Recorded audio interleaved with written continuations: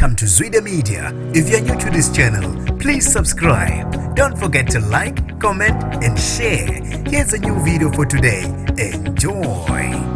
Usesimeni esibucayi esibhedlela wesifazane ogwazwe isoka ngehluko emva kokumbamba oqotsheni nenye indoda. Nginibingelele ngiphinde nginamukele kuphina kuphi lanibolo khona le video. Mangoqala isijonele elikhasi wamwelekela igama lami ngosibonga konke wakandwando Mothanda ungangibiza intatheli ka YouTube. Kwembulo kwembeswa kowesifazane oneminyaka engu-34 emva kokugwazwa isoka liphindelele emva kokumbamba oqotsheni nenye indoda emkhukhwini wakhe osezakheni kubikwa ukuthi lo wesifazane ubesiphuzela izolo ntambama neshende lakhe emkhukhwini wakhe oseHazelme ngesikhathi kufika indoda yakhe. Bebese bevala umnyango nala ebaphoqe khona ukuba bavule umnyango anduba ukhahlela la ngempela ibesingena ngendlovu iyangena yadonsa umese yamgwaza imphindelela lo owesifazane. Kubikwa ukuthi ishende lizamile ukumlekelela kodwa indoda yabe isabisa ngokuligwaza nalo ishende nala elivele